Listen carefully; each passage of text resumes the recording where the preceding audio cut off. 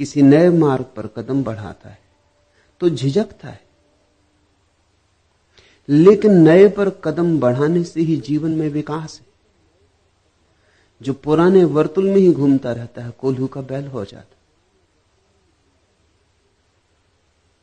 सदा विचारणीय यह है कि जिस ढंग से मैं जी रहा हूं उस ढंग से जीने में आनंद उपलब्ध हो रहा है। अगर नहीं हो रहा है उपलब्ध तो जोखिम उठानी चाहिए। नए रास्ते, नई जीवन की पद्धति, नई खोज करनी ही होगी। इतना तो तय है कि तुम्हारे पास खोने को कुछ भी नहीं। पुराने जीवन से आनंद तो मिला नहीं, मिल जाता तो नए की कोई जरूरत भी ना थी। पुराना तो व्यर्थ हो गया है, एक बात निश्चित है। नया सार्थक भी निकल सकता है, व्यर्थ भी निकल सकता है, मगर नए में कम से कम एक संभावना है सार्थक होने की। पुराना तो निचुड़ चुका, उसे तो देख लिया, समझ लिया, जी लिया, नहीं कुछ पाया। जैसे कोई रेत से तेल निचोड़ता रहा हो। अब कब तक रेत के साथ सिर मारना है? मैं नहीं कहता कि नए से आनंद मिल ही जाएगा, क्योंकि आनंद मार्ग पर कम निर्भर होता है, मार्गी पर ज्यादा निर्भर होता है। पथ पर कम निर्भर होता है, पथिक पर ज्यादा निर्भर होता है।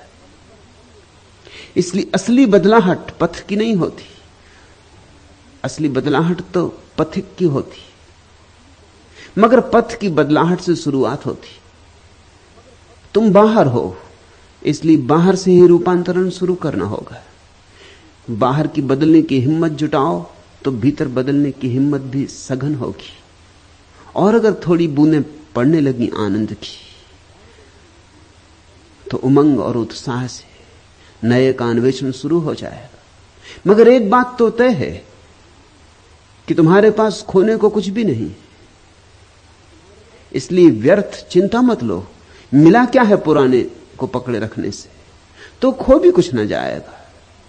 और जब खोने को कुछ नहीं है तो डर क्या है? या तो कुछ मिलेगा, ज्यादा से ज्यादा यही होगा कि नए से भी नहीं मिलेगा, तो फिर और नए को खोजेंगे। हमेशा ध्यान इसका करो कि जिस ढंग से हम जिए हैं, जो हम अब तक सोचे हैं, विचारे हैं, उससे कुछ मिला है या नहीं, विचार उसका करो। भविष्य का विचार मत करो कि क्या मिलेगा क्या नहीं मिलेगा, क्योंकि भविष्य तो अज्ञात है, संन्यास तो अपरिचित है। प्रयोग में उतरने से ही पता चलेगा। स्वाद लोगे तो ही पता चलेगा। स्वाद के पहले कैसे तय करोगे कि स्वादिष्ट है वस्तु या नहीं? किसी पे भरोसा करना होगा, किसी ने जिसने स्वाद लिया हो। यहां तुम आती हो चंद्ररेखा, मैंने स्वाद लिया है। मैं तुम्हें कहता हूं आओ बढ़ो। और यहां बहुत हैं जो मस्त हो रहे हैं, डूब रहे हैं। उनकी मस्ती और डुबकी देखकर ही तो तुम्हारे मन में भी सन्यास का भाव उठता है। नहीं तो सन्यास का भाव क्यों उठे? तुम्हारा हृदय आंदोलित हो रहा है, सिर्फ तुम्हारा मस्तिष्क बाधा डाल रहा है। मस्तिष्क सदा ही रूढ़िवादी होता है। हृदय सदा नए के साथ जाने को आतुर होता है और मस्तिष्क सदा पुराने के साथ बंधा रहने के लिए तैयार। मस्तिष्क के पास अतीत के अतिरिक्त कुछ भी नहीं। मस्तिष्क के पास जो भी है स्मृति की संपदा है, वह सब अतीत है। मस्तिष्क का भविष्य होता ही नहीं। कोई भी चीज मस्तिष्क का हिस्सा बनती है जब अतीत हो जाती। जब तुम्हारा अनुभव हो जाता तब मस्तिष्क का हिस्सा बनता है। मस्तिष्क जीता है अतीत में, मुर्दा में, इसलिए मस्तिष्क डरता है भविष्य में जाने में। हृदय सदा तैयार है छलांग लेने को। तुम्हारा हृदय तो उत्साह से भरा है। तुम्हारा हृदय तो उठा लेना चाहता है कदम। मस्तिष्क चालाकियां बरत रहा है। मस्तिष्क कहता है ठहरो, सोचो, पहले निर्णय करो, कहीं ऐसा ना हो कि जाओ भी नए पथ पर और कुछ ना मिले, कहीं ऐसा ना हो कि बीच से लौटाना पड़े, कहीं ऐसा ना हो कि जीवन की पद्धति बदलो, इतना श्रम उठाओ और श्रम के अनुकूल पुरस्कार ना हो। तो थोड़ा सोचो, गणित बिठाओ, हिसाब लगाओ। लेकिन मस्तिष्क की सुनी अगर तो कभी कदम उठ ना सकेगा। थोड़ा सोचो, छोटा बच्चा मां के पेट में है, अभी जन्म होने के करीब है। अगर मस्तिष्क हो, अगर बुद्धि पैदा हो गई हो, तो बुद्धि कहेगी कहां जाते हो? जीवन की ये प्रक्रिया, ये ढंग, ये गर्भ में रहना कितना सुखद है।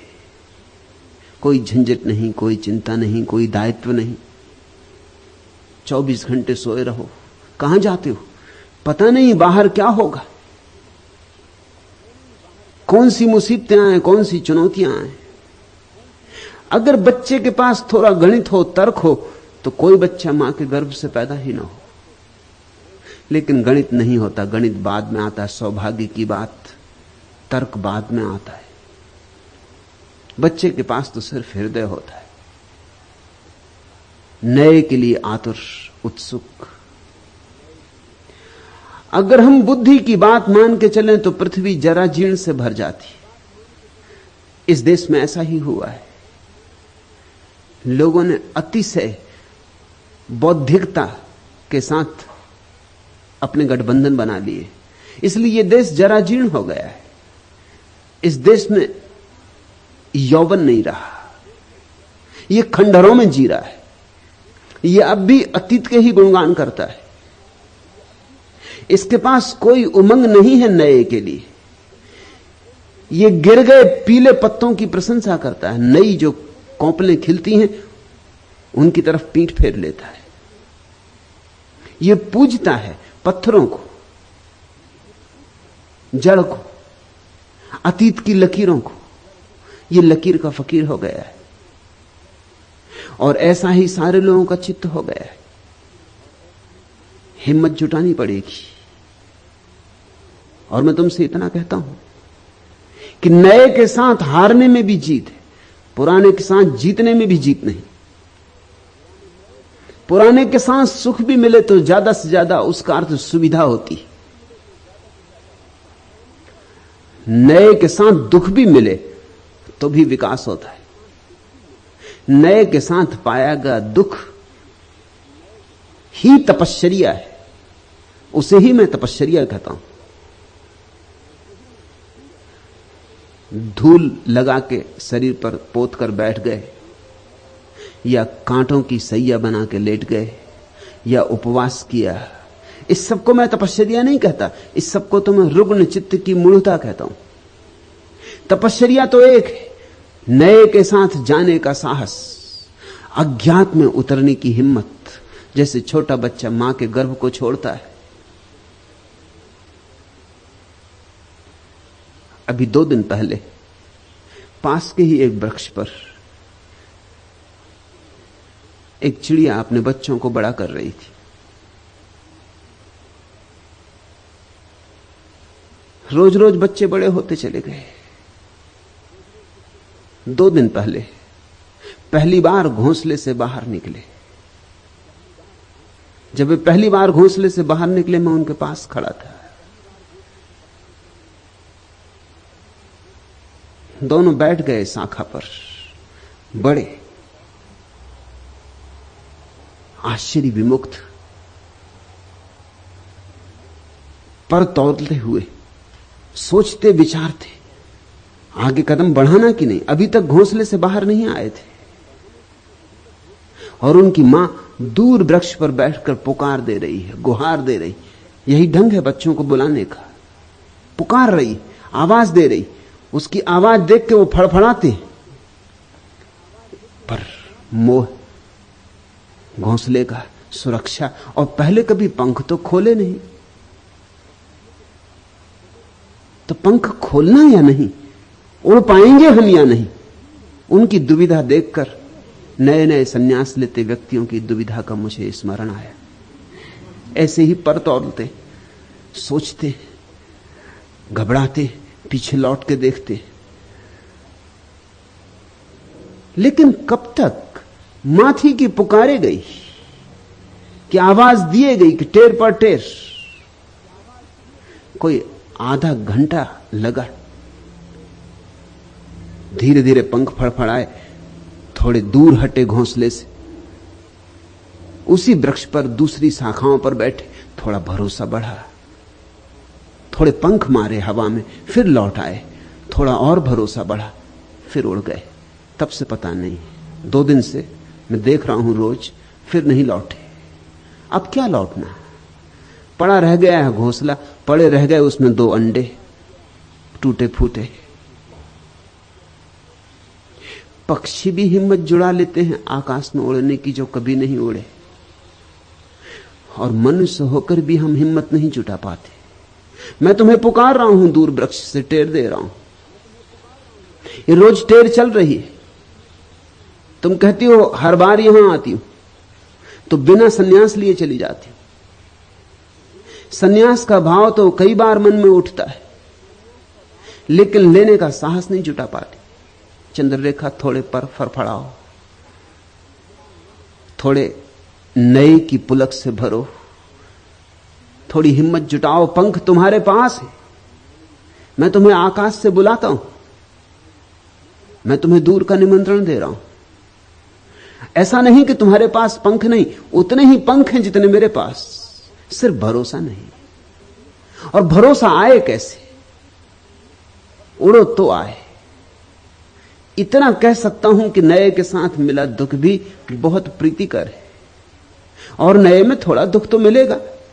क्या तुम सोचते हो वो जो बच्चे पक्षियों के उड़े, पीड़ा नहीं हुई होगी? हवा के झोंके, रात वर्षा हुई, किसी वृक्ष पर बैठे होंगे बिना घोंसले के, अब पंख भीग गए होंगे, ठिठुरते होंगे सर्दी में, मन में ख्याल भी आता होगा अपना घोंसला अच्छा था, इस किस झंझट में पड़ गए।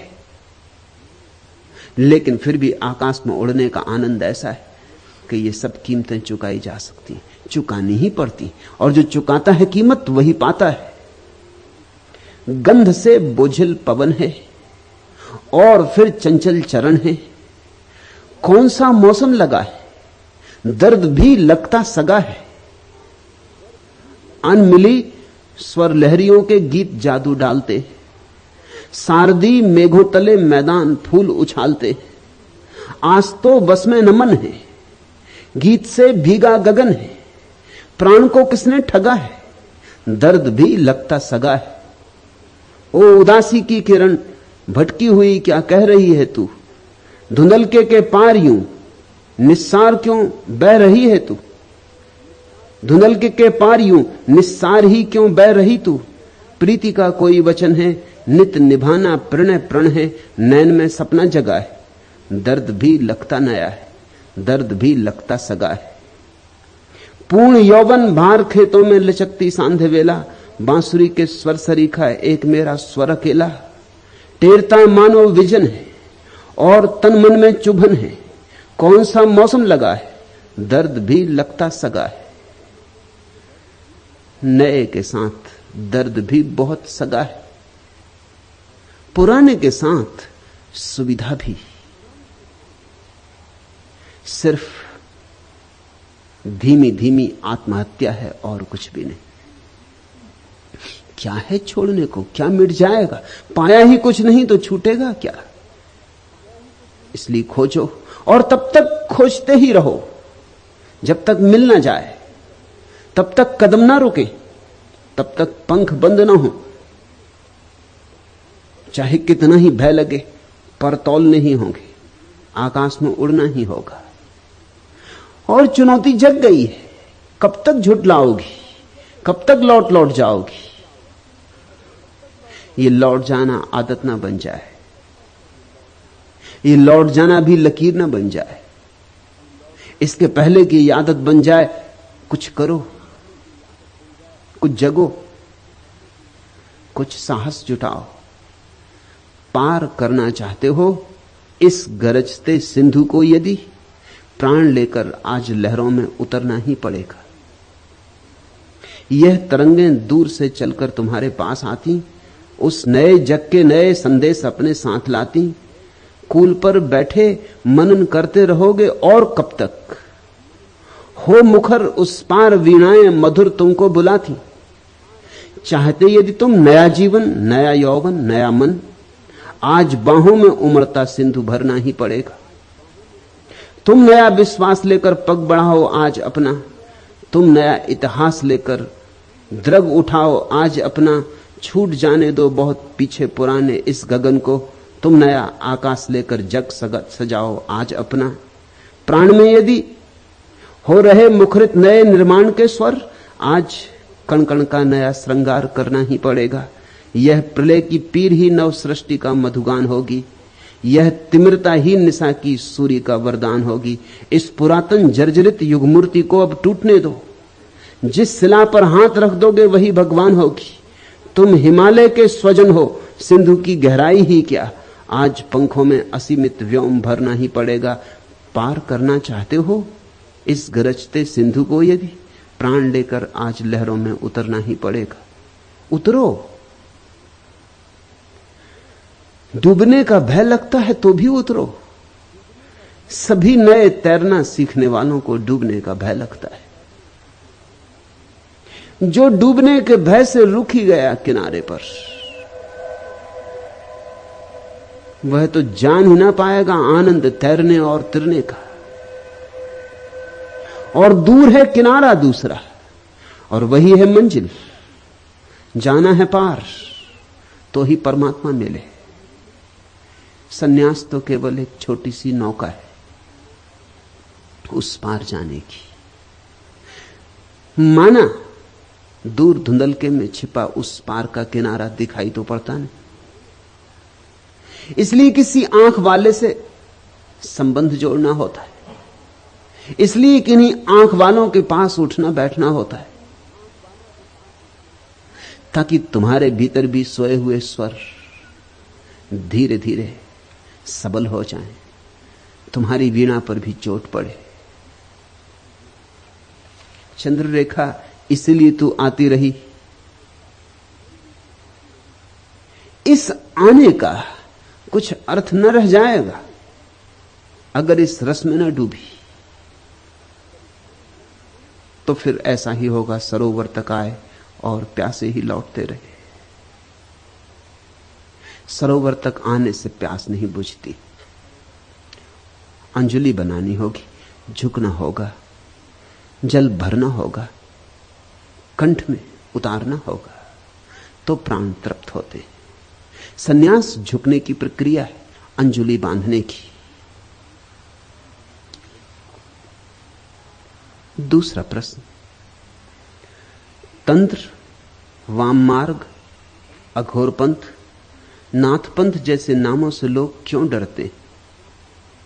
इन मार्गों का सही विश्लेषण और सम्यक अभ्यास से क्या ऐसी संभावना नहीं है कि लोग फिर से नए आयाम से इन्हें समझें और इनकी निंदा और उपेक्षा न करें? तरु ने पूछा है, और एक नहीं 14 प्रश्न पूछे। मुझे भी गिनती करनी पड़ी, ऐसा उसने कभी किया नहीं।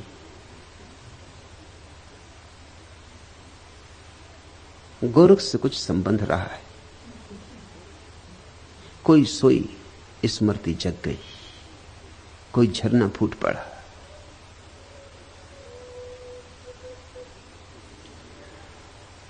यहां कोई भी नया नहीं, सभी पुराने। न मालूम कितने पथों पर चले, न मालूम किन किन सद्गुरुओं के साथ रहे। मेरे पास आ जाना तुम्हारा आकस्मिक नहीं, चलते रहे हो, खोजते रहे हो, वही खोज तुम्हें यहां ले आई। जो नहीं चले हैं कभी, जिन्होंने कभी खोजा नहीं, उनसे मेरा संबंध भी बहुत मुश्किल से बन पाता है। वे आ भी जाते हैं तो छिटक जाते, आकस्मिक होता उनका आना।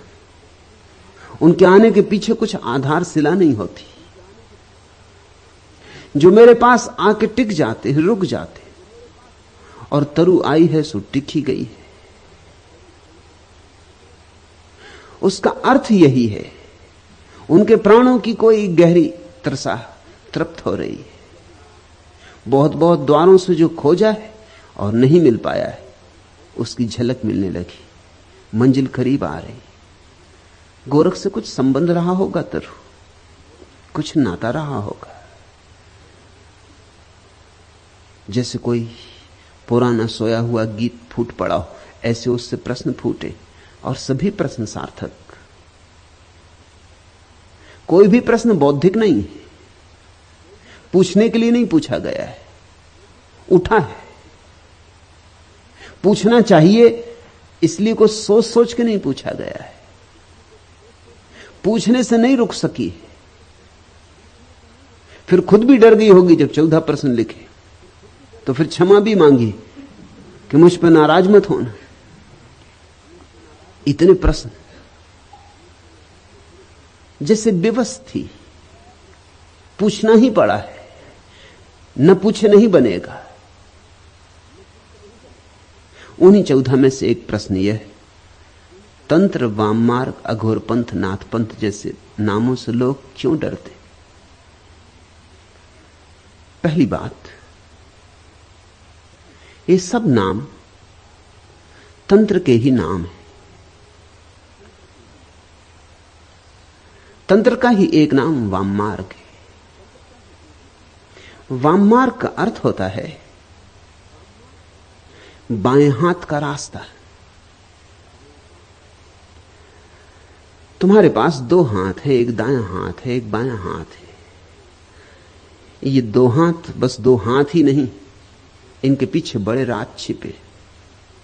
तुम्हारा दायां हाथ तुम्हारे बाएं मस्तिष्क के खंड से जुड़ा है, उल्टा तुम्हारा बायां हाथ तुम्हारे दाएं मस्तिष्क के खंड से जुड़ा है। मस्तिष्क 2 खंडों में बटा है। अब तो विज्ञान ने इस पर बड़ी खोज की है, और उस खोज ने बड़े रहस्य प्रकट किए। तुम्हारा दायां मस्तिष्क जो कि बाएं हाथ से जुड़ा है, काव्य का स्रोत है, अनुभूति का, भाव का, कला का, प्रज्ञा का, आनंद, मस्ती, नृत्य, संगीत, उत्सव, कल्पना, जो भी मधुर है, जो भी स्त्रीण है, जो भी सुंदर है, उस सब का जन्म तुम्हारे दाएं मस्तिष्क में होता है। उस दाएं मस्तिष्क का प्रतीक है बायां हाथ। तुम्हारा दायां हाथ जुड़ा है बाएं मस्तिष्क से। बाएं मस्तिष्क में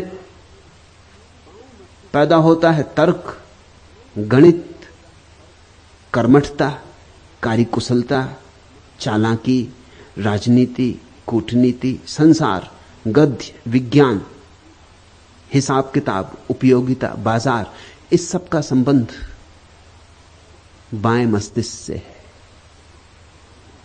संसार सदा से दाएं हाथ पर जोर देता रहा है,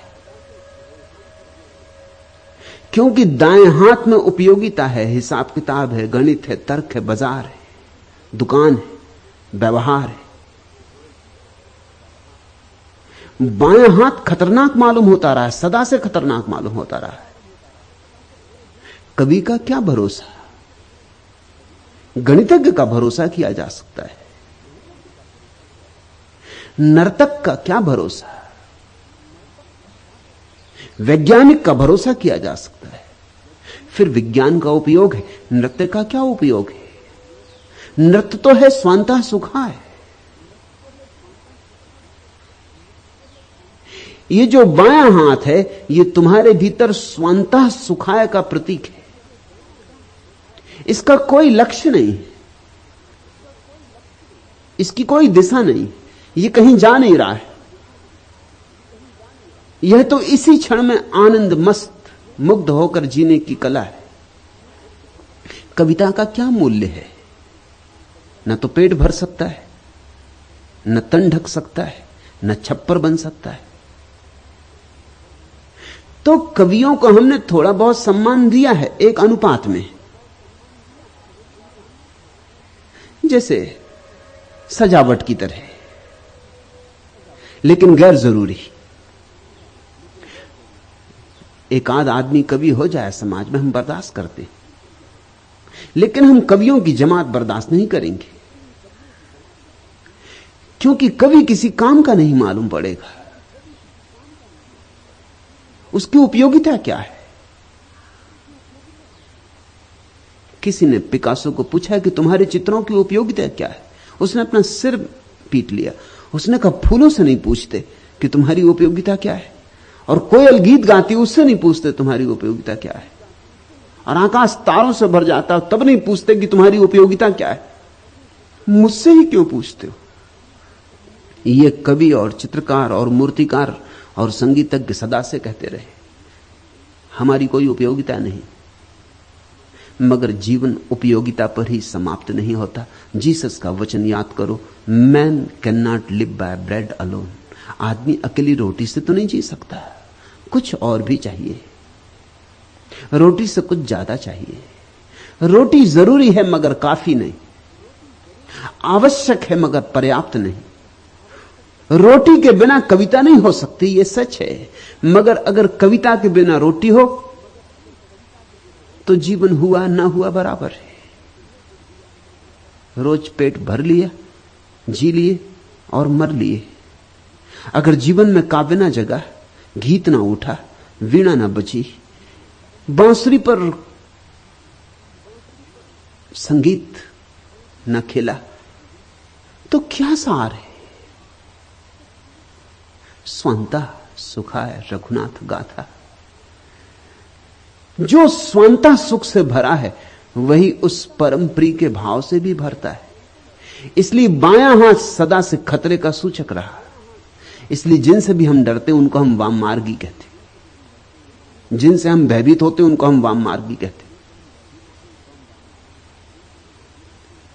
तुम्हें हजारों लोग मिल जाएंगे जो मुझे वाम मार्गी कहते, ठीक ही कहते, मैं वाम मार्गी हूं,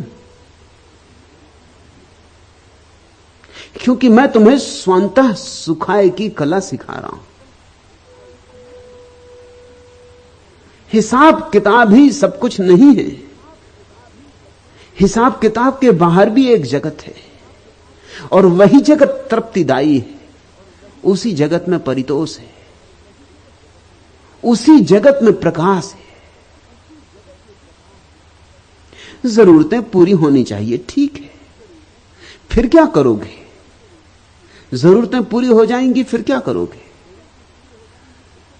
आज पश्चिम में यही अड़चन आ गई, जरूरतें पूरी हो गई, जो बाहर की जरूरतें थी पश्चिम ने पूरी कर ली। समझना कठिनाई। जरूरतें पूरी करने के लिए बाएं हाथ से जुड़े हुए दाएं मस्तिष्क का कोई उपयोग नहीं किया। इसलिए पश्चिम ने धर्म को इंकार कर दिया, काव्य को इंकार कर दिया, संगीत को इंकार कर दिया, रहस्य की सारी विधा इंकार कर दी।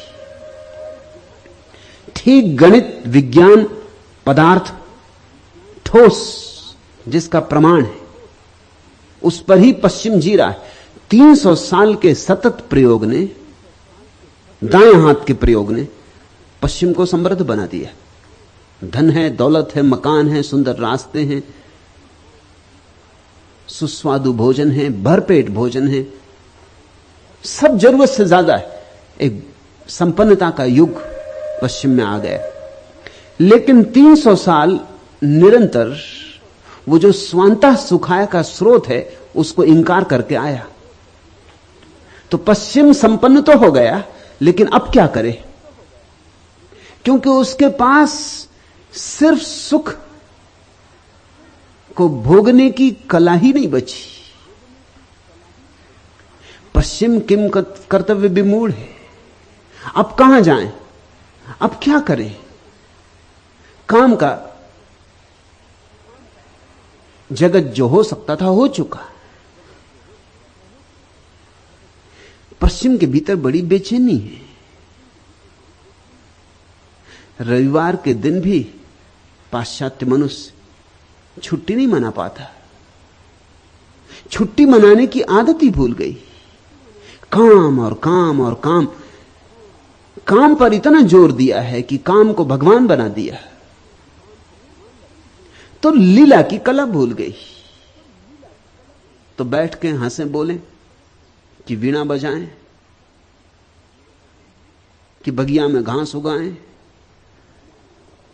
कि मस्त होकर लेट जाएं तारों तले, कि नौका विहार करें। नहीं, ये सारी बात अर्थहीन है, क्योंकि 300 साल एक ही बात दोहराई और सिखाई गई स्कूल से लेकर विश्वविद्यालय तक कि काम का मूल्य है। तो आज अगर कोई आदमी अपनी नाव पर लेटा हुआ आकाश के तारों के नीचे तिर रहा है झील में, तो उसे लगता है कि मैं कोई पाप कर रहा हूं, क्योंकि काम पुण्य है, मैं पाप कर रहा हूं। एक अपराध भाव पैदा हो गया है सुख के क्षण में। जब भी तुम सुखी होते हो तुमको लगता है कुछ तुम गलती कर रहे हो, कुछ भूल कर रहे हो। क्या कर रहे हो? गीत गुनगुना रहे हो, कंठ में ही दबा देना चाहते हो गीत को। इससे क्या होगा? तर्क उठाते, गणित खड़ा हो जाता है। इससे क्या होगा? इससे क्या लाभ है? क्यों ये बांसुरी बजा रहे हो? कुछ काम करो। मेरे पास लोग आते, वो तो कहते हैं आप लोगों को ध्यान सिखाते। ध्यान से क्या होगा? कुछ काम सिखाइए। काम की उपयोगिता है, और मैं नहीं कहता कि काम छोड़ दो, मगर मैं तुमसे यह कहना चाहता हूं कि काम की उपयोगिता यही है कि तुम बेकाम क्षणों में आनंदित हो सको। काम का उपयोग यही है कि तुम निष्काम हो सको। 6 दिन तुम जो बाजार में मेहनत करते हो वो इसीलिए ताकि 7वें दिन पांव पसारो, धूप में लेटो, कि वृक्ष की छाया तले बैठो, कि फूलों से बात करो, कि चांतारों से गुफ्तगू हो, कि मस्ती के गीत गाओ, कि पैरों में घूंघर बांधो और नाचो। यह लक्ष्य था 6 दिन मेहनत करने का। और जब 5 दिन मेहनत करने से काम चल जाए तो 5 दिन मेहनत करना, 2 दिन नाचना। जब 4 दिन मेहनत करने से काम चल जाए तो 3 दिन, ऐसे घटाते जाना। काम को तो घटाते जाना है, विश्राम को बढ़ाते जाना है। विश्राम लक्ष्य है। जिनके जीवन में विश्राम नहीं है, ध्यान नहीं, उनके जीवन में विक्षिप्तता आनी शुरू हो जाती। जैसे ही काम पूरा हुआ उनकी समझ में नहीं आता आप क्या करें। अगर पश्चिम में बहुत लोग पागल हो रहे हैं तो उसका कारण है काम के दिन तो समाप्त हो गए, काम पूरा हो गया, काम को ही जीवन समझा। अब जीवन समझ में नहीं आता कि और जीवन क्या हो सकता है। बहुत लोग आत्महत्या कर रहे हैं, उसका कारण भी वही है। क्या सार है अब जीने का? अब धन को जोड़ जोड़ के इकट्ठा कर लिया, अब कितना जोड़ते जाएं? ये भूल ही गए कि धन किस लिए जोड़ते थे। धन जोड़ते थे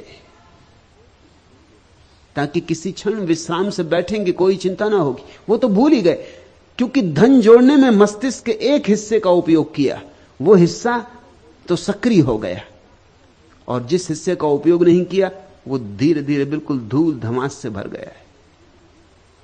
वाम मार्ग का अर्थ होता है जीवन का लक्ष्य काम नहीं है, विश्राम।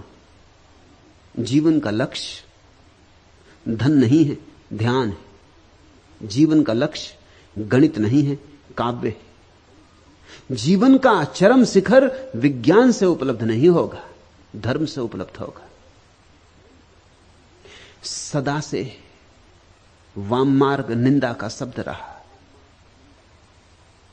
और अतीत में तो स्वभाव था, कारण भी थे। क्योंकि जितने तुम पीछे जाओगे उतनी दुनिया दीन थी, दरिद्र थी, साधन नहीं थे। उन दीन दरिद्रता के दिनों में अगर लोगों ने काम को बहुत बहुमूल्य दिया, बहुत कीमत दी, स्वाभाविक मालूम होता है। और जिन लोगों ने काम की जगह विश्राम को मूल्य दिया, उनसे अगर समाज ने विरोध किया तो कुछ आश्चर्य नहीं। मगर पुरानी आदत अब भी ग्रंथि की तरह बनी रह गई। अब भी हमारे भीतर भय। फिर जो गणित हिसाब किताब वाला मन है, वह सदा से उन सारी चीजों का विरोधी रहा है जिनसे तुम्हारे भीतर सुख उत्पन्न होता है। वो स्वाद का विरोधी, तो वो अस्वाद का व्रत सधवाता है। सौंदर्य का विरोधी, तो वो कुरूपता को आध्यात्मिक बना लेता है। वह स्वास्थ्य का भी विरोधी है, क्योंकि स्वास्थ्य भी शारीरिक सुख है। जर्मनी के एक प्रसिद्ध विचारक काउंट केसरलिंग ने भारत की यात्रा के बाद अपनी डायरी में लिखा कि भारत जाके मुझे यह अनुभव हुआ कि बीमारी में एक आध्यात्मिकता है, स्वास्थ्य में एक तरह की नास्तिकता है, क्योंकि स्वास्थ्य शरीर का होता है। इसलिए आध्यात्मिक व्यक्ति को स्वास्थ्य का रस नहीं लेना चाहिए, वो तो देह का दुश्मन है।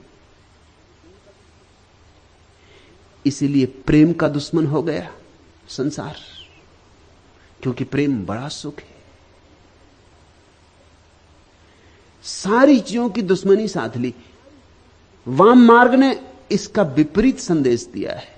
वाम मार्ग कहता है प्रेम प्रार्थना है और प्रेम परमात्मा है, और वाम मार्ग कहता है कुछ भी छोड़ना नहीं, क्योंकि जो भी परमात्मा ने दिया है उसकी उपयोगिता है, उसका उपयोग करो और उसे सीढ़ी बनाओ, उसे परमात्मा की मंदिर की सीढ़ी में रूपांतरित करो। पत्थर मत समझो, मार्ग के अवरोध मत समझो, सीढ़ियां बनाओ, ऊपर उठो। काम वासना की भी सीढ़ी बनाओ, उसका भी विरोध मत करो। वाम मार्ग का अद्भुत संदेश है कि अगर तुम बुद्धिमान हो तुम जहर का ऐसा उपयोग करोगे कि वह औषधि हो जाए, अगर तुम बुद्धू हो तो तुम औषधि को भी जहर बना लोगे। यह बुनियादी सूत्र है वाम मार्ग का कि बुद्धिमान जहर को भी औषधि बना लेता है। यही तो बुद्धिमानी है। भगोड़े कायर होते हैं, बुद्धिमान नहीं होते। वाम मार्ग भगोड़ा नहीं है। इस संसार में अब तक भगोड़ों की बड़ी प्रतिष्ठा रही। उसका कारण है क्योंकि भगोड़ों को देखकर तुम्हें यह समझ में आने लगता है कि वो हमसे विशिष्ट है। तुम धन के पीछे पागल हो और एक आदमी ने लात मार दी धन को और जंगल चला गया, तुम तत्क्षण प्रभावित हो जाते हो। तुम प्रभावित इसलिए हो जाते हो कि मेरा इतना धन में मोह है और इस आदमी में जरूर कुछ गरिमा है, इसने लात मार दी। इसलिए तुम महावीर से ज्यादा प्रभावित होते हो बजाय जनक के। जनक का नाम कुछ ज्यादा सुना नहीं जाता।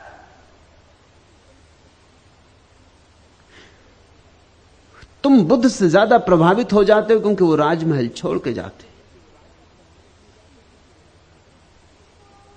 तुम कृष्ण की अगर प्रशंसा भी करते हो तो थोड़े दबे दबे कंठ से, थोड़े डरे डरे, थोड़े भयभीत।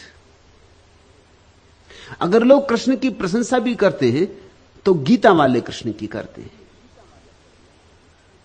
पूरे कृष्ण को स्वीकार करने की हिम्मत बहुत कम लोगों की, क्योंकि कृष्ण तो तुम्हारे जैसे ही मालूम पड़ते हैं, बल्कि तुमसे भी आगे बढ़े हुए।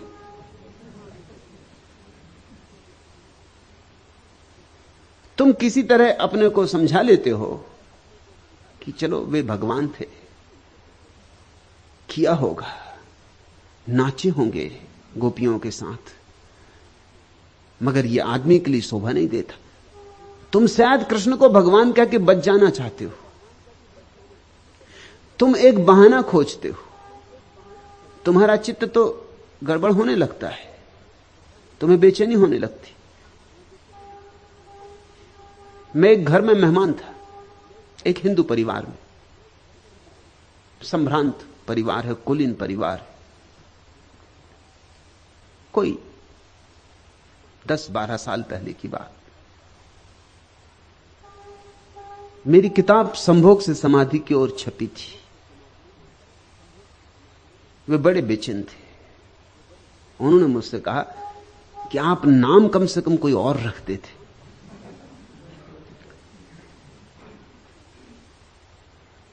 क्योंकि किताब तो जब कोई पढ़ेगा तब जानेगा कि क्या है उसमें, मगर ये नाम बड़ा खतरनाक है।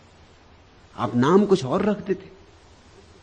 फिर जो पहला संस्करण था उस पर खजुराहो की मूर्तियों का चित्र छपा था कवर पर, और कहने लगे कि ये भी आपको क्या सूझा। अगर नाम भी ये था तो भी अगर बुद्ध को ध्यान की अवस्था में बैठा हुआ बताया होता कवर पर तो भी चल जाता।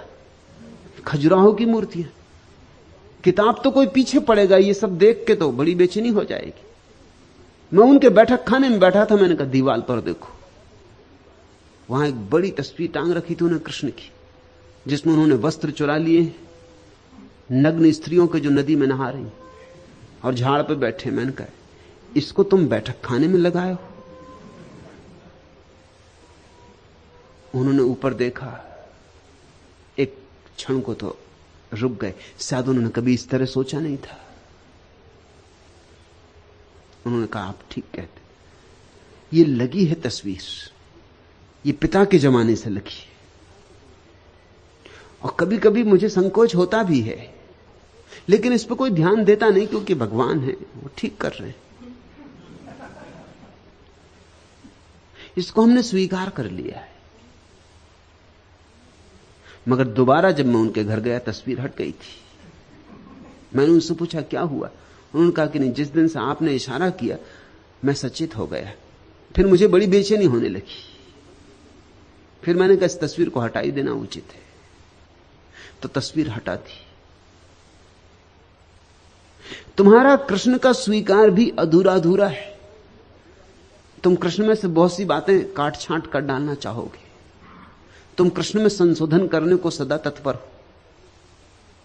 कृष्ण को लोग अपने अपने हिसाब से मानते हैं, जितना मान सकते उतना मान लेते, बाकी छोड़ देते।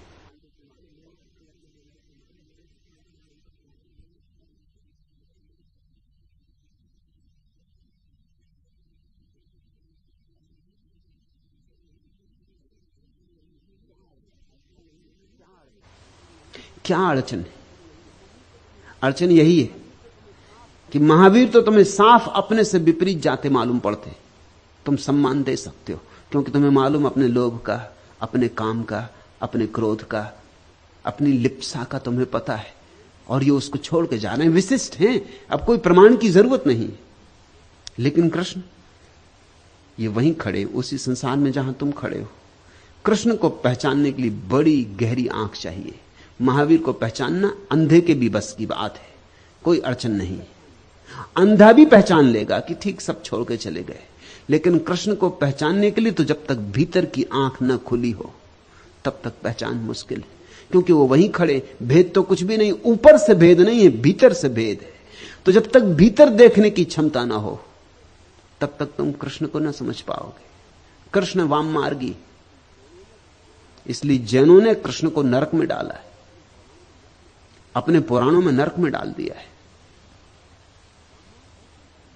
वाम मार्गी, और क्या वाम मार्ग होगा?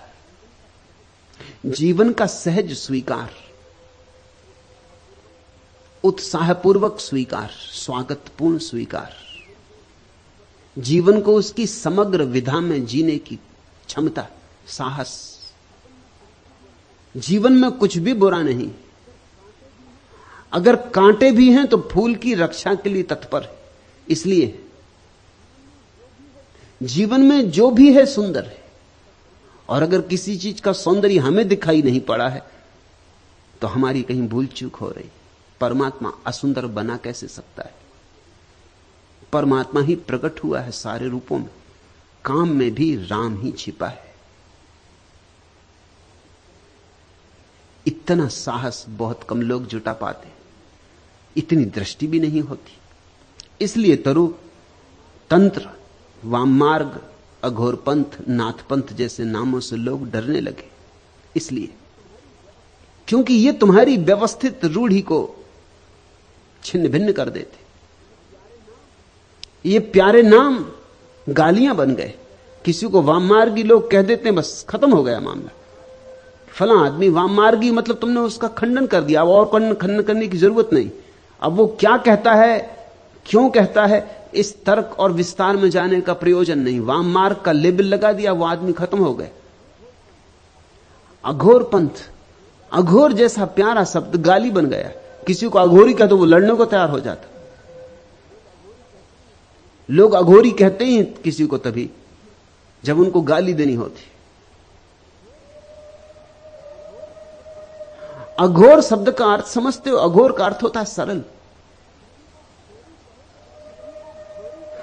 किसी को घोरी कहो तो गाली हो सकती। घोर का अर्थ होता है जटिल। कहते ना घोर घमासान, खूब भयंकर युद्ध हुआ तो उसको कहते हैं घोर घमासान। जटिल उलझा हुआ तो घोर। अघोर का अर्थ होता है सरल, बच्चे जैसा निर्दोष। लेकिन लोग अघोरी गाली देना चाहते तब कहते हैं, लोग कहते हैं मोरारजी देसाई अघोरी, क्योंकि जीवन जल पीते। अघोरी उनका मतलब यह कि गाली दे रहे हैं वो। अघोर तो सिर्फ थोड़े से बुद्धों के लिए उपयोग में लाया जा सकता है। गौतम बुद्ध अघोरी, कृष्ण अघोरी, क्राइस्ट अघोरी, लाओत्सु अघोरी, ऐसे लोगों के लिए ही सिर्फ उपयोग में लाया जा सकता है। गोरख अघोरी, सरल निर्दोष, सीधे साधे, इतने सरल कि गणित जीवन में है ही नहीं। हिसाब किताब लगाने का भाव ही चला गया है। तुम तो जिसको धार्मिक कहते हो वो भी हिसाब किताब लगाता है। वो देखता है कि इतने उपवास करूं तो स्वर्ग मिलेगा, इतने व्रत रखूं तो स्वर्ग मिलेगा, इतना दान करूं तो स्वर्ग मिलेगा। ये सब हिसाब किताब है। इस दान में भी बाजार है, इस दान में भी व्यवसाय है, सौदा है। इस पुण्य में भी छिपा हुआ पाप है। अघोरी का अर्थ होता है सरल सीधा, जिसके जीवन से हिसाब किताब समाप्ति हो गया, जो बच्चों की भांति जीता है। यह तो परम अवस्था है, परमहंस अवस्था है अघोर। मगर ये गालियां बन गई दुर्भाग्य से। नाथ पंथ, गोरखनाथ और उनके गुरु मच्छिंद्र नाथ के कारण तंत्र की यह शाखा नाथ पंथ कहलाने लगी। भाव बड़ा प्यारा है। नाथ का अर्थ होता है मालिक, जिसको सूफी कहते हैं या मालिक। सब उसका है, मालिक का है। हम भी मालिक के, संसार भी उसका, सब उसका। जैसी उसकी मर्जी वैसे जिएंगे, जैसा जिलाएगा वैसे जिएंगे। हम अपनी संकल्प को आरोपित ना करेंगे, हम चेष्टा से ना जिएंगे। हम ऐसे बहेंगे जैसे कोई नदी की धार में बह जाए, हम तैरेंगे नहीं। यह भाव है। उस मालिक के रहते हम अपना संकल्प क्यों बीच में लाएं? हमारा संकल्प आया कि अहंकार आया, अहंकार आया कि हम भटके, तो हम तो बिना अहंकार के जिएंगे। उसकी जैसी मर्जी। जैसे सूखा पत्ता हवा में उड़ता, पश्चिम जाए कि पूरब, दक्षिण जाए कि उत्तर, उसे कोई चिंता नहीं। हवा जहां ले जाए, लड़ता नहीं, प्रतिरोध नहीं करता, संघर्ष नहीं करता कि मैं तो पश्चिम जाऊंगा, कि मुझे पूरब नहीं जाना, मुझे क्यों पूरब लिए जा रहे हो। नहीं, पत्ते की क्या मर्जी। ऐसा जो हो जाए तो समझना कि नाथपंथी। ऐसे ही रहे गोरख, इस सहज मर्जी से रहे, इस सरलता से रहे। मगर लोग अहंकार से जीते। इस जगत में अधिकतम लोगों के जीवन की भाषा अहंकार की भाषा है। स्वभावतः इतने सरल लोग उन्हें बर्दाश्त नहीं होंगे। उन्हें तो लगेगा बड़ा खतरा पैदा हो गया। इतनी सरलता से लोग जीने लगेंगे, उनको लगता तो फिर नीति का क्या होगा, अनीति ही अनीति फैल जाएगी। जैसे अभी नीति है। ये बड़े मजे की बातें, लोग इस तरह की बातें करते हैं जैसे कि अभी नीति है फिर अनीति फैल जाएगी। कहां है नीति? कैसी नीति? नीति के नाम पर पाखंड है, थोथे मुखौटे लगाए लोग बैठे, झूठे मुखौटे लगाए लोग बैठे। नीति कहां है? लेकिन लोग समझते हैं कि अगर सब लोग सरल होने लगे, सहज जीने लगे, स्वाभाविक होने लगे और कहा कि जैसी परमात्मा की मर्जी, तो फिर नीति खंडित हो जाएगी। बात उल्टी ही है। लोग संकल्प से जी जी के अनैतिक हो गए। मनुष्य से ज्यादा अनैतिक और कौन है इस पृथ्वी पर? मनुष्य से ज्यादा हिंसक और कौन है इस पृथ्वी पर? मनुष्य से ज्यादा संघातक और कौन है इस पृथ्वी पर? पशु पक्षी कम से कम अपनी जाति के लोगों को मार के नहीं खाते। कोई सिंह सिंह को मार के नहीं खाता, कोई बाज बाज को नहीं हमला करता। आदमी अकेला पशु है इस पूरी पृथ्वी पर जो स्वयं की जाति में ही मार काट करता है, और थोड़ी बहुत नहीं, लाखों की, करोड़ों की। हत्या करने में ऐसा रस और बड़ा मजा है। इसको भी नैतिक जामा पहना दिया जाता है। इसको कहते हैं जिहाद। धर्मयुद्ध हो रहा है, धर्मयुद्ध हो रहा है तो फिर मारो, फिर कोई हर्जा नहीं। जितने मारे उतना ही लाभ है, जितने मारे उतना स्वर्ग निश्चित है। लोग जिहाद कर रहे हैं, धर्मयुद्ध कर रहे हैं सदियों से, एक दूसरे को काट रहे हैं परमात्मा के नाम पर। काटना है उन्हें, नाम कोई भी हो। कभी राजनीति के नाम पर काटते, कभी धर्म के नाम पर काटते, कभी सिद्धांत के नाम पर, कभी शास्त्र के नाम पर। ये सब बहाने। काटना लक्ष्य है, बिना काटे मन नहीं मानता। ये कैसा मनुष्य हमने पैदा किया है? ये कैसा रुग्ण चित्त मनुष्य हमने पैदा किया है?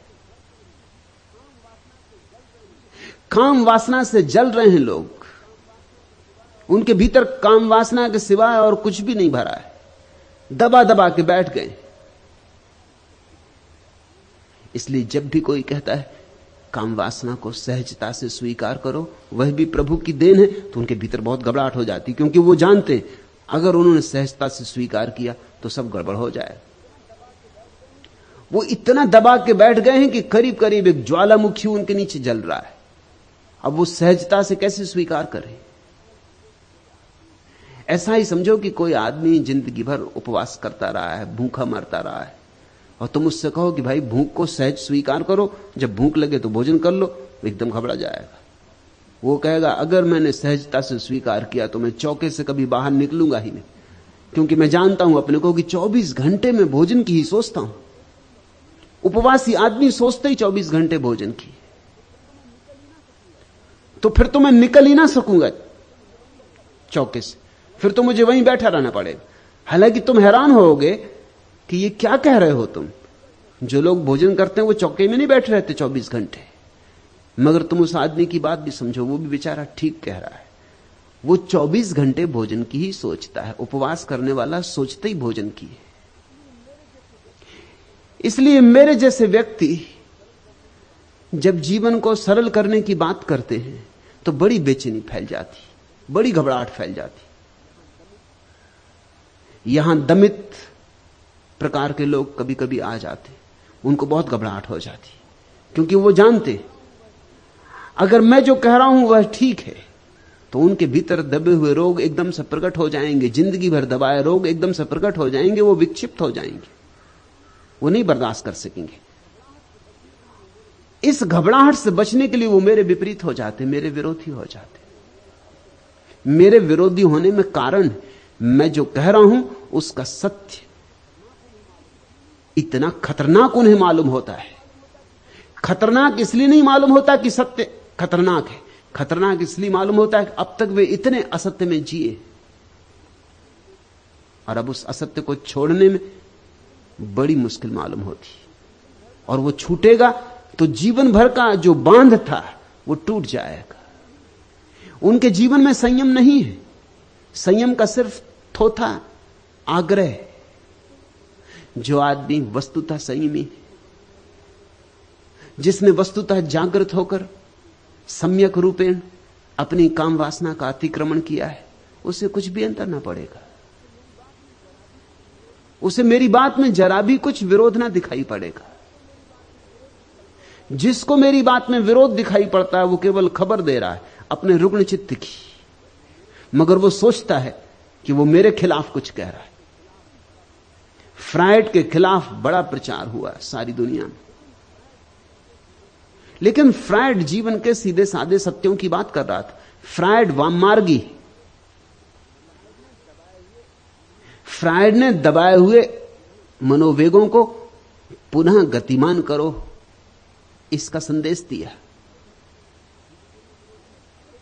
सारी दुनिया में विरोध हुआ, सारे धर्मों ने विरोध किया। विरोध इसलिए किया कि तुम्हारे नीचे की जमीन खिसक गई, तुम सब गलत हो जाओगे अगर फ्रायड सही है। और यही उचित है कि तुम अपने को ही सही सिद्ध करते रहो, फिर तुम्हारी भीड़ है, भीड़ तुम्हारे साथ है। सत्य सदा अकेला है, असत्य बहुत प्राचीन है, भीड़ उनके साथ राजी है। भीड़ ने इतने दिन तक उनके साथ दिया है। भीड़ की सारी न्यस्त स्वार्थ की व्यवस्था उनसे जुड़ गई है। तुम एकदम घबरा जाते हो, तुम एकदम भयभीत हो जाते हो। अपने भय से, अपनी घबराहट से तुम विरोध करने लग जाते हो। लेकिन सत्य ऐसे हारता नहीं, सत्य बार बार लौट आता है। वाम मार्ग लौट लौट के आता रहेगा। तंत्र की बार बार घोषणा होगी जब तक कि मनुष्य सहज नहीं हो जाता। जिस दिन मनुष्य सहज हो जाएगा उस दिन तंत्र की कोई जरूरत न रह जाएगी। तंत्र सिर्फ औषधि है। वाम मार्ग, वो जो उल्टे चल पड़े हैं लोग, उनको रास्ते पे लाने के लिए सिर्फ एक उपाय है। जो रास्ते पे आ गया वो ना तो दाएं का होता ना बाएं का होता, दाएं बाएं दोनों उसके होते, वो किसी का नहीं होता। उसकी अवस्था अतिक्रमण की होती, वो दोनों के पार चला गया होता है। पूछा तूने तंत्र, वाम मार्ग, अघोर पंथ, नाथ पंथ जैसे नामों से लोग क्यों डरते? डरने का कारण है तुम इतनी बारूद लिए बैठे हो अपने भीतर की जरा सी चिंगारी सत्य की जाएगी, विस्फोट हो जाएगा। तुम चिंगारी से डरोगे नहीं तो क्या करोगे? जब तुम अपनी बारूद को गिराने को राजी हो जाओगे तब तुम्हें चिंगारी से कोई भय न रह जाएगा। तुम डरते उसी बात से हो जिस बात से तुम्हारे भीतर बेचैनी पैदा होती, और सत्य बड़ा बेचैन करता है। अगर असत्य के साथ आग्रह पूर्वक संबंध बना लिए हो, अगर असत्य के साथ भांवर डाल ली है, तो सत्य बहुत बेचैन करता है। मुल्ला नसरुद्दीन की शादी हुई तो जैसा मुसलमानों में रिवाज है, सुहागरात पत्नी ने मुल्ला के सामने अपना घूंघट उठाया, बुर्का उठाया। मुल्ला ने पहले दफे पत्नी देखी, पहले तो देखी नहीं थी, एकदम निराश होकर रह गया। इससे ज्यादा बदशक्ल स्त्री उसने जीवन में देखी नहीं थी। रिवाज के अनुसार पत्नी ने पूछा कि मैं किस किस के सामने बुर्का उघाड़ सकती हूं? तो मुल्ला ने कहा तू किसी के सामने उघाड़, बस मेरे सामने मत उघाड़। दुनिया भर के सामने उघाड़, तुझे जिसके सामने उघाड़ना हो उघाड़, मेरे सामने भर मत उघाड़ना। अब ये बुर्का पड़ा ही रहे तो अच्छा। ये जो कुरूपता है इससे घबराहट पैदा होती। तुम अपने पर बुर्का डाले हो, तुम उघाड़ते नहीं।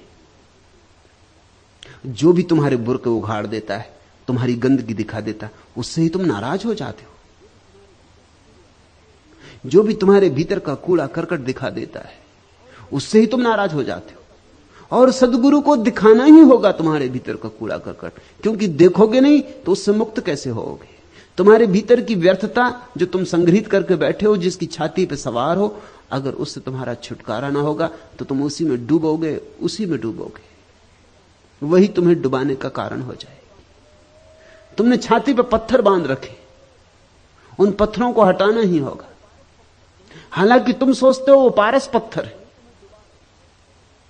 वही तुम्हें डुबा रहे हैं। जब भी सत्य की नवीन उद्घोषणा होती है तो असत्य ने जो इतने जाल फैला रखे, सब तरफ बेचैनी की लहर हो जाती। सत्य की गर्दन काट दो, सत्य को जहर पिला दो, सत्य की वाणी बंद कर दो, इसकी सब तरह की चेष्टाएं शुरू हो जाती। और इसमें नाराज होने की कोई बात नहीं है, यह बिल्कुल स्वाभाविक है। करुणा की ही बात है, दया की ही बात है। बुद्ध ने अपने शिष्यों को कहा था कि तुम जिन लोगों को समझाने जाओगे वही तुम्हें मारेंगे, तुम अनुकंपा से सत्य देने जाओगे वही तुम पर पत्थर फेंकेंगे। तो नाराज मत होना, उनकी भी मजबूरी है, वे भी क्या करें। सदियों सदियों तक उन्होंने जो सत्य माना था तुम उसे तोड़ने आ गए, तुम उनका भवन हिलाने लगे, इसी भवन को उन्होंने अपनी सुरक्षा समझा था, तुम उनकी दीवारें गिराने लगे, तुम उनके बुरके उठा के उनकी कुरूपता दिखाने लगे, वो नाराज होंगे। एक शिष्य जाता था पूर्ण यात्रा पर बुद्ध का संदेश लेकर। बुद्ध ने पूछा तू कहां जाएगा? बिहार का एक हिस्सा था सूखा। उसने कहा कि सूखा अब तक कोई भिक्षु नहीं गया, मैं वहां जाऊंगा। बुद्ध ने कहा वहां तू न जा तो अच्छा, उस इलाके के लोग बड़े खतरनाक हैं, इसलिए अब तक कोई भिक्षु वहां गया नहीं। वे तुझे गालियां देंगे तो तुझे क्या होगा? तो पूर्ण ने कहा वो मुझे गालियां देंगे तो मैं अपने को धन्यभागी समझूंगा कि सिर्फ गालियां देते हैं, मारते नहीं। बुद्ध ने कहा और अगर उन्होंने तुझे मारा फिर तुझे क्या होगा पूर्ण? तो पूर्ण ने कहा कि मैं धन्यभागी समझूंगा अपने को कि मारते ही हैं, मार नहीं डालते हैं। बुद्ध ने कहा एक सवाल और, अगर वो मार ही डालें तो मरते मरते तुझे क्या होगा? तो पूर्ण ने कहा कि और क्या होगा, यही कि कितने भले लोग हैं कि उस देश से छुटकारा दिला दिया जिस देश में रहता तो शायद कोई भूल चूक हो जाती, अब भूल चूक ना हो सकेगी।